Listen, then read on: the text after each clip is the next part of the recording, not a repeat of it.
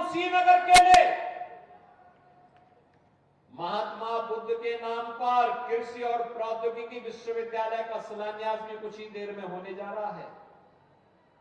यह हमारा कृषि प्रधान क्षेत्र है। कभी देश के अंदर चीनी के कटोरे के रूप में विख्यात देवरिया और कुशीनगर जिला समय के अनुरूप सरकारों की उपेक्षा के कारण पिछड़ते गए, नेतागिरी आदि होती गई, विकास से कोसों दूर होते गए।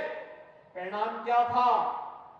परिणाम था यहां गरीबी छाती गई, चीनी मिलें बंद होती गई। पिछली सरकारों ने औने पौने दाम पर इन चीनी मिलों को बेचने का काम किया।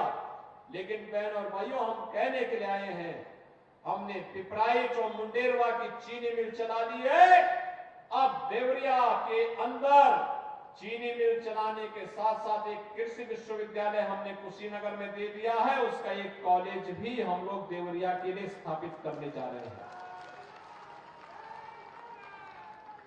अब देवरिया पिछड़ा नहीं रहेगा।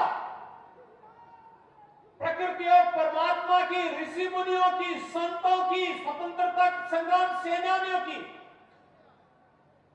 साधना से, उनके परिश्रम और पुरुषार्थ से, उनके शौर्य और पराक्रम से जिस जिले ने देश के लिए अपना जीवन जिया हो, वह जनपद अब किसी के सामने हाथ नहीं फैलाएगा, बल्कि वह जनपद अपने पौरुष और अपने पराक्रम से ये सारी चीजें लेकर के आएगा।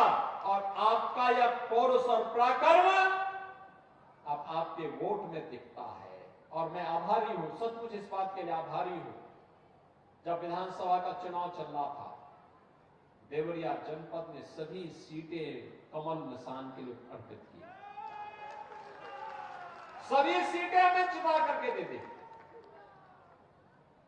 सभी सीटें हमें दी।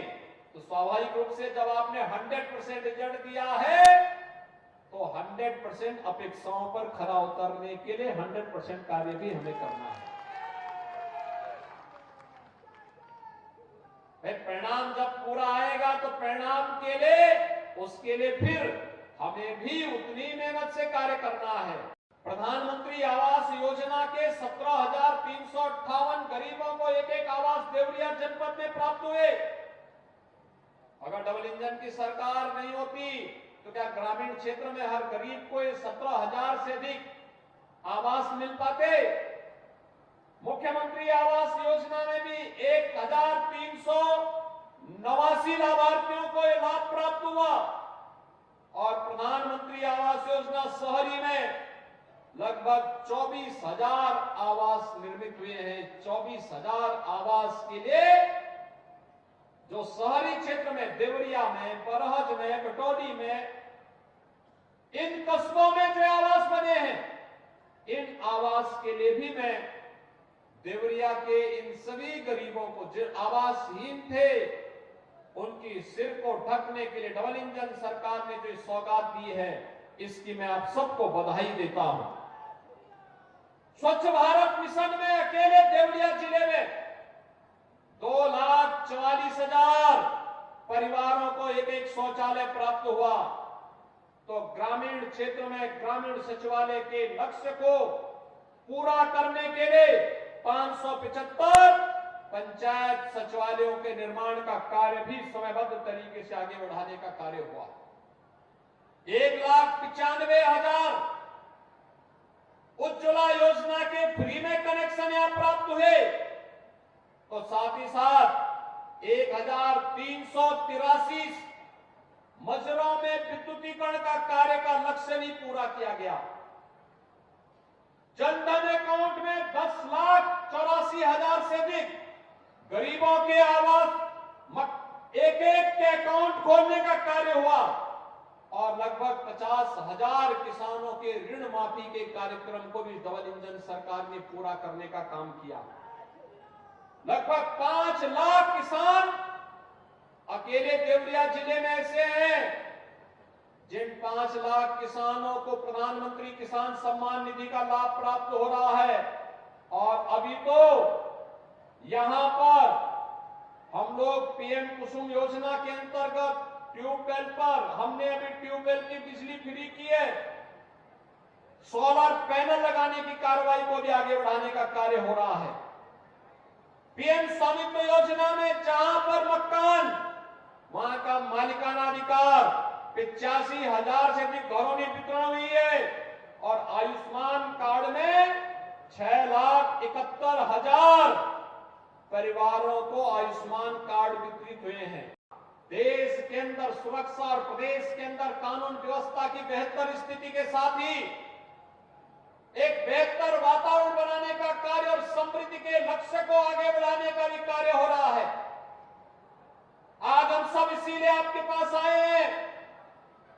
एक तरफ जब देश अपनी आजादी का अमृत महोत्सव मना रहा था, आजादी के अमृत महोत्सव के वर्ष पर भारत दुनिया की 5वीं बड़ी अर्थव्यवस्था बना था और 5वीं बड़ी अर्थव्यवस्था उस देश को पछाड़ करके बना था जिस ब्रिटेन ने लगभग 200 वर्षों तक भारत पे शासन किया था।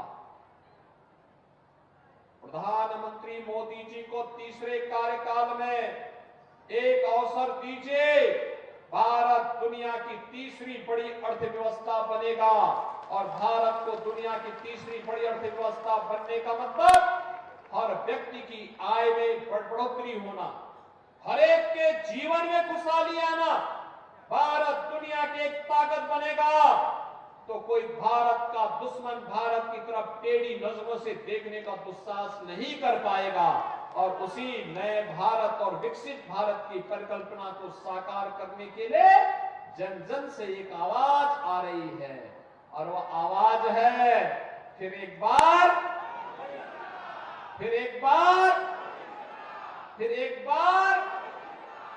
मोदी सरकार के लिए आप सभी लोग संकल्पित होकर के गांव-गांव, घर-घर जाएंगे। आज यही आह्वान करने के लिए मैं आया हूं।